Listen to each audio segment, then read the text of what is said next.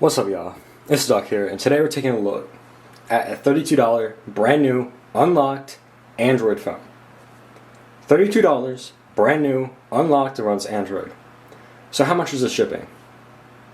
That includes the shipping. $32 is the price plus shipping from AliExpress. This phone is an insane deal, though maybe not the most usable. It works. So, first things first, let's take a look at it. Y'all can probably tell it's made of plastic based off the reflection.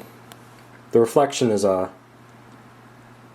plasticky quality, to say the least. And it's got this nice gradient to it, though. Unfortunately, it gets so greasy that it's kind of ruined by the grease. But thankfully, the phone does come with a free case in the box. That's clear. And I'll get more into what's in the box later. But just know that y'all get a case. So, fingerprint scanner. Is it real? Shit. Is it real or is it fake? It's fucking fake. Obviously you're not gonna get that at this price point. Triple cameras. Real or fake? Fake. AI vision. Like it says right up at the top. Is that real or fake? That is dead ass so fucking fake. LED flash. Is it real? Yes, actually. That's nice. It's not the greatest, but it's there. Leica branding. So for y'all that aren't aware, Huawei has a partnership with Leica. And they like to brand the Leica partnership like this. This company, which has no name, is a partner with a famous camera manufacturer, Leica. It's so fucking stupid. But it works. It works, okay. So, the last thing on the back is the X series branding, which makes no goddamn sense, because this phone has no brand. Take a picture with it. It will say Android X27.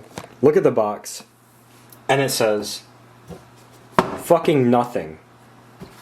Not a single goddamn thing on it, except for some stickers on the bottom, which y'all can look at. So, before we get into the box, let's take a look at the side. Now on the side, you have your volume button and a power button, as they should be. Power button on the bottom and volume rocker on the top. You will be surprised by how squishy the buttons are. They're very squishy. Very, very squishy. But they're not horrible. You can click them, okay? They work, and that's all that matters for $32. So, on the top, you get a what looks like a micro USB and claims to be micro USB. However, I don't believe it is. And then same with the headphone jack. Looks like one, claims it's one. I don't think it is. On this side, and I'll get into that by the way, so be patient. On this side, absolutely nothing. On the bottom, you have your speaker grill and then your microphone grill. Now, these 4 holes are fake. You can see, if you look closely, they have like a plastic thing behind them. Right here is a hole for the microphone. So, the front. You have a 480p TFT display, at least for my assumption, because when you look at this display, it's trash. It's fucking trash. It's really bad. And then you got a fake notch with the speaker in it. You got a camera that's absolutely horrible, worse than my laptops, and a giant bottom bezel. But it's not bad because it's 18 by 9, so I'm willing to forgive those bezels. So, the box. Y'all probably wondering about the box. So, I showed y'all the box, and I took everything out before the video. So, what you get? Free clear plastic case, which you're going to want to use, especially with how greasy this phone gets. Now this plastic case gets greasy really quickly too, and as you can see it's not the best quality, but it is textured on the inside like a OnePlus case, and bam, put it on the phone, and it's secure. You get a charging brick that looks similar to a certain brand's. Y'all probably know what I'm talking about. Well, we're not going to name any names, sorry. Samsung. And then you get more. You get a micro USB cable, Though I don't think it actually is a micro USB. Because if you try to use a Samsung cable in this phone that's micro USB, it will just kind of pop out. This clicks right in. Samsung micro USB, like the highest quality micro USB you can get, just unclicks. Same with the headphone situation. Thankfully, or maybe not so thankfully, you get earbuds in the box. So, the quality of these, is fucking terrible. They are not good, and they're not comfortable, as y'all can see by the shape. But they're included, and you're going to need them if you want to listen to music with earbuds, because it won't accept Apple earbuds, which I would say are probably the highest quality earbud connector, at least for normal people. So, that's what you get in the box. Is it worth any of this? First off, I would not use this. It's very, very lightweight. Now, it's probably like 5 watts, so I'll give it that. But it's also from China. There's no safety regulations. Y'all can look at the back if you want. I'm just going to keep this in the box. So, is the phone any good? It's not daily drivable. But, if y'all want a backup phone, this is alright. So, let's talk about the software. Software is Android 5. Now, it says 8 in the settings.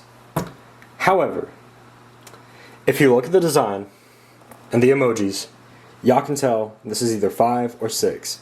Now, don't be fooled by the Android Easter egg. It is definitely 5 or 6. So, this display, like I said, is horrible. This is the worst display I've seen on any phone. Now, I don't know if I mentioned my Blue Dash Junior in the beginning of the video. That phone had a terrible display as well. But, this one's bigger, so you notice it a little bit more. Though I would say it's probably just a tad bit better. It's still like early 2000s laptop quality though. So, it's pretty bad, and it's 480p. So, nothing to be excited about over there, except that's 18:9, which I really appreciate. So, the UI. It's trash. it's fucking trash. Now, this has nothing to do with the price. If you remove the app drawer, I'm gonna call it trash. That's fucking annoying. I'm so used to using the app drawer to get to my apps that I just kept finding myself swiping up, and it never got me anywhere because there's no fucking app drawer. Absolutely stupid. So, in the settings, I'm sorry if this video cuts, it probably has already. This camera does have a limit on the video size, so it splits the files. It's fucking annoying. I hate it too. So the settings takes a little bit to load up, but once it does, y'all can see that you get the basics. Wi-Fi, Bluetooth, SIM cards, data usage. This is a 4G phone, by the way. Now, why I'm mentioning that when I have like a 5G phone is because at this price, you usually get 3G. So this is actually quite impressive. It's got a 4G capable chip. So, I'm not just going off the spec list. I actually searched up the processor, the processor, which is a MediaTek, y'all can see it on the listing. And, yeah, it's 4G capable. So, display, navigation bar, we can look at the settings. Display is, it's all this shit. Now, the back button is usually laggy, and same with the home button and the multitasking button. However, it's $32. Navigation bar, you can customize that. Prompt and notification, audio profiles, apps, storage, battery, location, security, accounts, Google, language and input, backup and reset, schedule power on and off, date and time. It's basically all the shit that you'd expect. And I turned on System UI Tuner to make the animations a little bit quicker. So, as you can see, that was a bit of a delay to get home, but nothing terrible. So, let's look more at the UI. As y'all can see, it looks like iOS, but it doesn't look like iOS because it looks like Android, but it also looks like iOS, and it works like iOS with the home screen situation, but it's not an iPhone knockoff, so I don't know why they did that. So, what am I opening? I want to open the web browser. Okay, so apps you get pre-installed are all the way up to Face Messenger Lite. So y'all see all these apps? These are all pre-installed. So, these are the few apps I chose. Now, I don't personally message on Telegram, but it is good for file transfer. So if you do want to do file transfer, get Telegram. Facebook Messenger Lite, I forgot to mention that one. Y'all don't want to install Facebook Messenger on this slow ass phone, okay? I'm sorry, but it is slow. There's no fucking getting out of that. SoundCloud works. It's a bit slow, but it works. Oh, messaging is pre-installed. I don't know why it's down here. And then you also got YouTube. Now, back to the LED flash I mentioned earlier. I didn't even check this out yet. It's pretty bad. Now, I use the LED flash, but not with this app. And as y'all can see, it's pretty weak. Now, just for fun, let's compare it to an S20 Ultra Flash, which is going to be a hell of a lot brighter. Yeah, y'all can see there's no comparing. But the fact it has one is nice, because my Blue Dash Junior that I had in 2016 did not have that LED flash. So shout out to this no-name AliExpress company for including an LED flash. Though they could have actually like invested like 3 cents to put oleophobic coating on it, but whatever. It's $32. So performance of this phone, I'm gonna turn it on with Wi-Fi and show y'all. I'll be back. Alright y'all, so when it comes to performance, this phone has a MediaTek 6739 processor in it that's 4G capable, half a gigabyte of RAM, and 4 gigabytes of storage. So let's try to load up. And by the way, I'm gonna show you my recents. No recents. So, speed test, Google Earth. Now Google Earth is 3D, so this will be a good processor test to see how the CPU is. So, let's zoom into Long Island. And as y'all can see, it's gonna have a bit of a delay. However, it works. Watch this. Loads in, bam. You're on Long Island. So, spin around the Earth. And as y'all can see, there's definitely frame drops, but watch this. Look, it works. It's not bad. So, I'm not going to show y'all any games though, because even the most basic games cannot run on this phone. I don't know how Google Earth runs, but not games, but games do not run on this phone. So, let's just try to open up the web browser. Now, it will be a little bit slow, but it'll eventually load up, sorry. I guess there's no page? I don't know. This phone is just fucking slow. I've used it. I've been using it, but oh, yeah, okay. That's what I thought it did. Loads up google.com. That's all there is. So, the list of emojis test. Let me actually show y'all this. So, list of emojis. It's slow. It's not usable for a daily basis. And I'm sorry about how bad the screen is. So, it's telling me that. Using my location, cool. Now, look at these emojis. I know this is in performance, but these are not Android 8 emojis. They actually are complete different style. It's not even just the uniform blobs in 8. It's actually like the circular dude. So, this is definitely Android 5 or 6. Okay, so don't be fooled by the Android 8 listing and the claims that it's all true to the specs. It's not. So, y'all saw that. Now let's load up Android.com. Android.com. So, let's see how long it takes.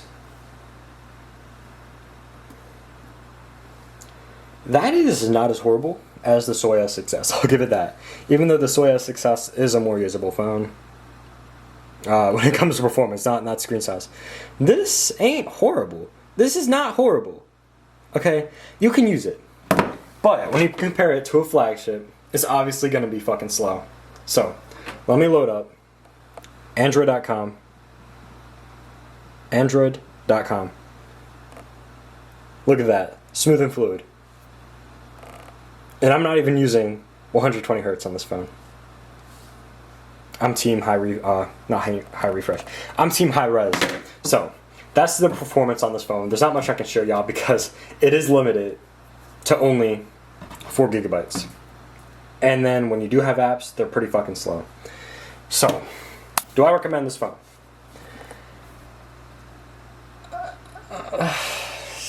See, here's the deal.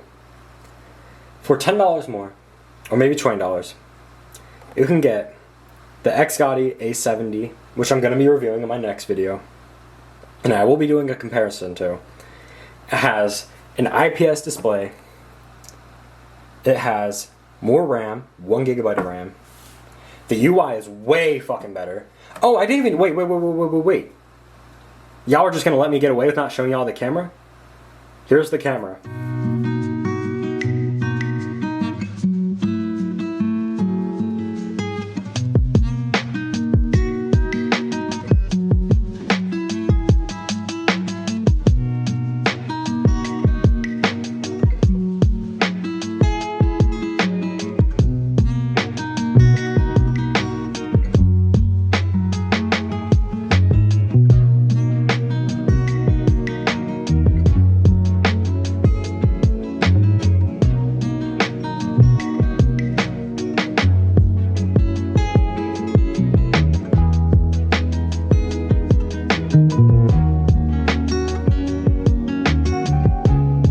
Here we are with a test of the X27 camera, and as you can see, it's pretty trash, but it's better than what I expected, I guess. So $30. Yeah, it ain't great. Okay, so get a better camera UI too, better UI in general. You get an app drawer, you get everything. The X27 A70 is so much fucking better than this phone. But if you're on the budgetiest budget,